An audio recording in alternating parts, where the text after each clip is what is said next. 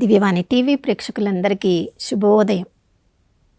యేసుక్రీస్తు పరిశుద్ధ నామంలో ప్రియులారా, మీ అందరికీ స్వాగతం, సుస్వాగతం.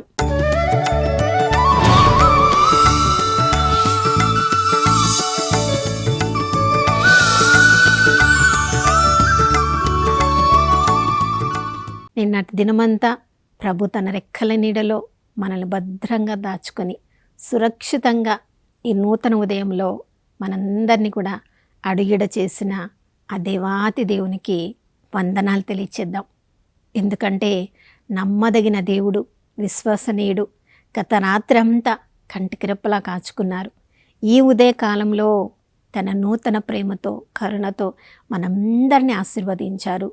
ఆ ప్రభువులో విజయవంతంగా జీవించడానికి ఈరోజంతా మనల్ని ఆహ్వానిస్తున్నారు ఈ ఉదయకాలంలో. కావున ప్రియులారా, ఆ ప్రభు ఆహ్వానాన్ని స్వీకరించిన మనము కూడా ఆ ప్రభువు వలె విశ్వసనీయంగా, నమ్మదగిన వారంగా ఈరోజంతా జీవించుదాం. ప్రియులారా, మన తల్లిదండ్రుల దగ్గర నుంచి, మన తోబుట్టుల దగ్గర నుంచి మనం విన్న సత్య సువార్తను బట్టి దేవుని కృప వలన రక్షణ అనుభవాన్ని మనమందరము కూడా అనుభవిస్తూ ఉన్నాం. మరి ఈ రక్షణ అనుభవాన్ని మనం అందరం కలిగి ఉన్నప్పుడు రెండు రకాల ఆలోచనలను కొన్నిసార్లు మనకి రావచ్చు. కొంతమంది మనల్ని అడుగుతూ ఉంటారు, ఒక్కసారి రక్షణ పొందామంటే ఇక దాని తర్వాత మన ఇష్టము వచ్చినట్లు మనం జీవించినా, దేవుని వాక్యానికి వ్యతిరేకంగా మనం జీవించినా కూడా ఆ రక్షణను మనము పోగొట్టుకోము, ఇక పరలోకానికే తప్పకుండా మనం చేరుతాము.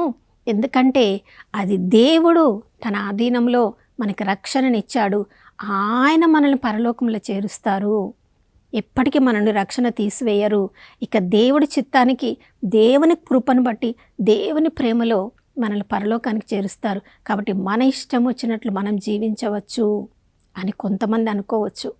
మరికొంతమంది రక్షణను పొందిన తర్వాత మన బలహీనతల వలన, మనలో ఉన్న పాప శాపంలో వలన ఆ రక్షణను మనం పోగొట్టుకున్నామేమో, ఒక్కసారి పొందిన రక్షణను పోగొట్టుకున్నాం కాబట్టి తిరిగి మనం రక్షణలోనికి రాలేమేమో, ఆ శాశ్వత మహిమలోనికి మనం చేరలేమేమో అని మరికొంతమంది ఆలోచిస్తుంటారు. నిజంగా రక్షణ అనుభవాన్ని ఒకసారి పొందిన తర్వాత ఈ రెండు ఆలోచనలు మనకి కూడా కొన్నిసార్లు కలిగి ఉండవచ్చు. నిజంగా ఈ రెండు ఆలోచనలు నిజమైనవా? దేవుడు ఒకసారి రక్షణ ఇచ్చాడంటే మన ఇష్టం వచ్చినట్లుగా జీవించినా కూడా దేవుడు మన పరలోకానికి చేరుస్తాడా?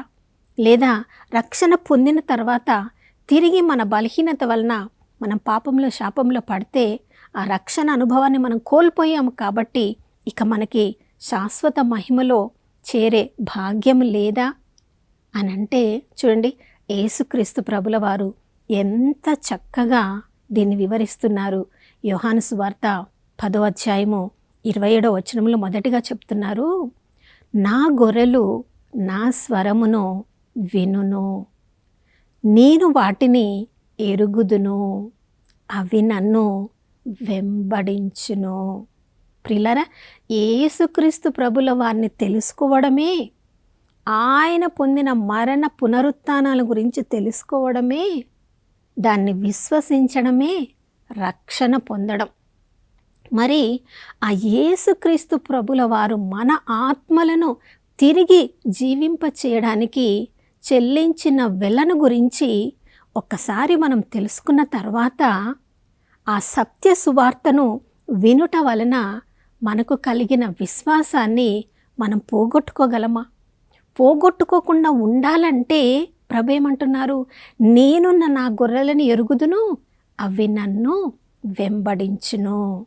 ప్రభువు మనతో ఎంత సంబంధాన్ని పెట్టుకోవాలని చూస్తున్నారో అంతే సంబంధాన్ని మనం కూడా కలిగి ఉండాలని ప్రయత్నించాలి ప్రియులారా. అంటే యేసు ప్రభుల వారికి మనతో ఉన్న సంబంధం వలన మన రక్షణను మనం కాపాడుకోవచ్చు. మరి యేసుక్రీస్తు ప్రభుల వారితో నాకు సంబంధం ఉంది అని మనం ఎలా చూపించగలము? యోహాను రాసిన మొదటి లేఖ 2వ అధ్యాయము 3వ వచనం నుంచి మనం చదువుతున్నప్పుడు, ఎవరెవరైతే యేసుక్రీస్తు ప్రభుల వారితో సంబంధం కలిగి ఉన్నాము అంటున్నారో ఆ ప్రభువు ఇచ్చిన ఆజ్ఞలను విధేయించాలి. ఆ ప్రభు ఇచ్చిన ఆజ్ఞలకు విధేయించినప్పుడు మాత్రమే మనకు ఆయనతో సంబంధం ఉన్నట్లు. ఎప్పుడైతే ఆయన ఆజ్ఞలకు అవిధేయత చూపిస్తున్నామో ఆ ప్రభువుతో మనకు సంబంధం లేనట్లు. మరి ప్రభువుతో సంబంధం లేనప్పుడు ప్రభువు రక్షణలో మనం ఎలా ఉంటాము? కాబట్టి ప్రియులారా, రక్షణ పొందిన ప్రతి ఒక్కరము ఆ ప్రభువు చూపించిన అడుగుజాడల్లో మనము నడవడానికి ప్రయత్నించాలి. ఆయన ఆజ్ఞలకు విధేయించడానికి ప్రయత్నించాలి.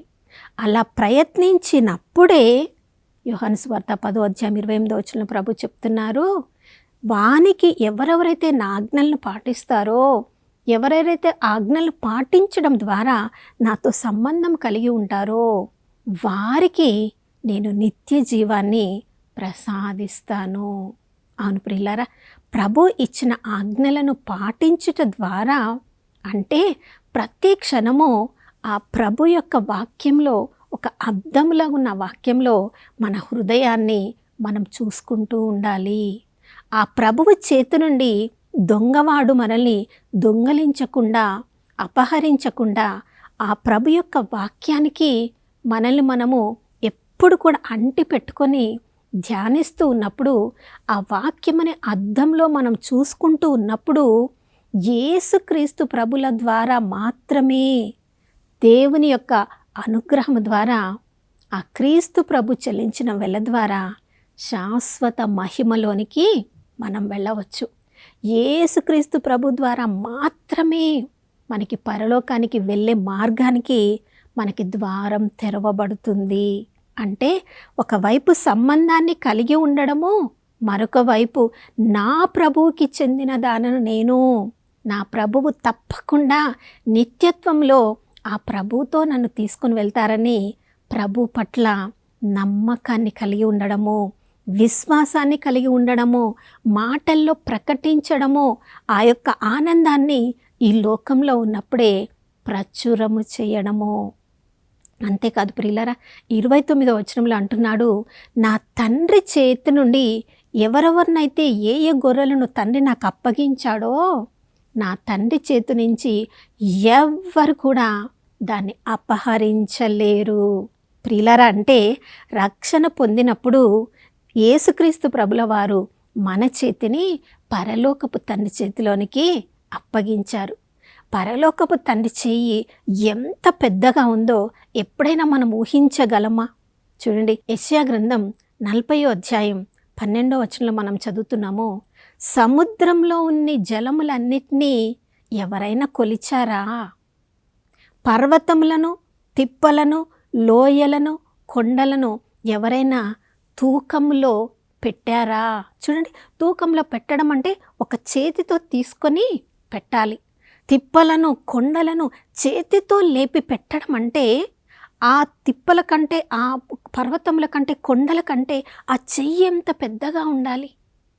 అంటే పరలోకపు తండ్రి చేయి ఈ ప్రపంచంలో ఉన్న అన్ని కొండల కంటే, పర్వతాల కంటే ఎంత పెద్దదిగా లేకపోతే, ఎంత దృఢంగా లేకపోతే అంత బరువైన వాటిని ఆయన లేపగలడు. చూడండి ప్రియులారా, మరి అంత పెద్ద, అంత దృఢమైన ఆ పరలోకపు తండ్రి చేతిలో నుంచి మన చేతిని ఎవరైనా తీసివేయగలరా? అంత శక్తి ఈ లోకంలో, రానున్న లోకంలో, గత లోకంలో ఎక్కడైనా ఆ ప్రభువు నుండి దూరం చేసే శక్తి ఇంకెవరికైనా ఉందా? అందుకనే రోమీలకు రాసిన లేఖ 8వ అధ్యాయంలో అపోస్తలుడైన పౌలు అంటున్నాడు, ఆ తండ్రి ప్రేమ నుంచి ఎవరు నన్ను దూరం చేయగలరు? ఈ లోకంలో ఉన్నవి కానీ, రానున్నవి కానీ, ఊర్ధ్వలోకము కానీ, అధోలోకము కానీ, దేవదూతలు కానీ, మరణము కానీ, జీవము కానీ, ఈ లోకంలో ఏది కూడా ఆ దేవుని ప్రేమ నుండి నన్ను దూరము చెయ్యలేదు. అంత ధైర్యాన్ని, తన విశ్వాసాన్ని ఆయన అక్కడ ప్రకటిస్తున్నాడు. అంటే ఆ యేసుక్రీస్తు ప్రభుల వారితో ఎంత సంబంధాన్ని కలిగి ఉన్నాడో, ఆ సంబంధాన్ని ఆయన ఇచ్చిన ఆజ్ఞలను పాటించుట ద్వారా బయటికి వ్యక్తం చేస్తున్నాడు. ప్రియులారా, చూడండి ప్రియులారా, మనము కూడా మన రక్షణను భయముతో వణుకుతూ మనం కాపాడుకోవడం అంటే, యోహాను రాసిన మొదటి లేఖ 5వ అధ్యాయము 11వ వచనంలో మనం చదువుతున్నాం. ఎవరెవరైతే ఆ కుమారుని పొంది ఉన్నారో ఆ కుమారుని యొక్క జీవము వారిలో ఉంది. ఎవరెవరైతే దేవుని యొక్క కుమారునితో సంబంధము లేదో శాశ్వత జీవముతో వారికి సంబంధము లేదు. అంటే కుమారునితో, దేవుని యొక్క కుమారునితో సంబంధం పెట్టుకోవడం ద్వారా, ఆయన చూపించిన మార్గంలో అడుగుజాడల్లో నడవడం ద్వారా, ఆ ప్రభు యొక్క ఆజ్ఞలకు బద్ధులై ఈ లోకంలో జీవించడం ద్వారా మన విశ్వాసాన్ని మనము క్రియారూపంలో వ్యక్తం చేస్తున్నాము. దాన్నే పరలోకపు తండ్రి చేతిలో మన చేతిని పెడుతున్నాము. ఎప్పుడైతే ఆయన ఆజ్ఞలకు బద్ధులమై ఉంటామో, విశ్వాసముతో ప్రభు చూపించిన ఇరుకైన మార్గంలో మనం నడుస్తూ ఉంటామో, మన చెయ్యి పరలోకపు తండ్రి చేతి నుంచి కూడా ఎవ్వరు కూడా అపహరించలేడు. అప్పుడు మన రక్షణ భద్రంగా ఉంటుంది. అవును ప్రియులారా, ఒకసారి రక్షణ పొందిన తర్వాత ప్రభు యొక్క ఆజ్ఞలను పాటిస్తూ ఆ ప్రభుతో సంబంధం కలిగి విశ్వాసముతో నిరీక్షణలో మనం జీవిస్తూ ఉన్నప్పుడు పరలోకపు తండ్రి ప్రేమ, కాపుదల మనకి ఎల్లప్పుడూ కూడా అందుబాటులో ఉంటాయి. నిత్యత్వములో మనల్ని చేరుస్తాయి. కాబట్టి ప్రతి క్షణము భయముతో వణుకుతూ మన రక్షణాన్ని మనం కాపాడుకుంటూ ఉండడానికి కావలసిన కృపను, అభిషేకాన్ని అనుగ్రహించమని ప్రార్థించుకుందాం. నాతో కలిసి ప్రార్థించండి. పరిశుద్ధమైన దేవానికి స్తోత్రములు తండ్రి. భూమి ఆకాశములను సృజించిన దేవుడవయ్యా నీకు స్తోత్రం. మనిషిని నీ రూపంలో సృజించుకొని నీ యొక్క ప్రాణాన్ని అతని నాసిక రంధ్రములలో ఊది ప్రభా, సమస్తాన్ని నీవు సృజించిన సృష్టిని పరిపాలించడానికి, ఏలడానికి సృజింపబడిన మేము ప్రభా, మా బలహీనతల వలన ఈ సృష్టికి మేము బందీలమై ప్రభా, మేము పొందిన రక్షణను కోల్పోతూ ఉన్నామేమో అని భయపడిన పరిస్థితులను బట్టి క్షమాపణ అడుగుతున్నాం. అయ్యా, ఈ లోక ఆకర్షణలకు మేము లోనై మా కొరకు ప్రాణత్యాగం చేసిన యేసుక్రీస్తు ప్రభుల వారి నుండి దూరంగా వెళ్ళిన నాయన ఆ పరిస్థితులను బట్టి ఈ ఉదయకాలంలో మేమందరం కూడా క్షమాపణ అడుగుతున్నాం. తండ్రి యేసయ్య, మీతో మేము సంబంధం కలిగి ఉన్నామని చెప్పడానికి, మీ ఆజ్ఞలను మేము పాటించుట ద్వారా అయ్యా మేము మీకు చెందిన వాళ్ళమని, ఈ లోకంలో ఈ ఆజ్ఞలను మేము పాటించుట ద్వారా మీ నుండి మమ్మల్ని ఎవరు కూడా వేరు చేయలేరని, తండ్రియే వారిని శాశ్వత మహిలోనికి నడిపిస్తారని, తండ్రి చేతి నుండి ఎవరు కూడా మమ్మల్ని దొంగలించలేరని గొప్ప సత్యాన్ని ఈరోజు మాకు నేర్పించావు తండ్రి. మీకు స్తోత్రం. మేము పొందిన రక్షణ ఆనందాన్ని ప్రతి క్షణము అనుభవిస్తూ ప్రభువా, శాశ్వత మహిమలో యేసయ్య మీ ద్వారా మేము చేరగలమనే నమ్మకముతో నిరీక్షణ యాత్రికులుగా ఈ లోకంలో మేము జీవించడానికి కృపను అనుగ్రహించమని యేసయ్య పరిశుద్ధ నామములో అడిగి వేడుకొనిచున్నాము తండ్రి. ఆమేన్. అవును ప్రియులారా, దేవుని కృపానుగ్రహము యేసుక్రీస్తు ప్రభుల ద్వారా మనకు శాశ్వత మహిమ అనుగ్రహించబడింది. ఆ నిరీక్షణలో ఈ జీవితం అంతా ప్రభువు కొరకు జీవించుదాం. మరొక నూతన శుభోదయంలో మనం అందరం కలుసుకునే వరకు దివ్యవాణి టీవీని వీక్షిస్తూ ఉన్నాం. ఇమ్మానుయేలు, దేవుడు మనతో ఉన్నారు.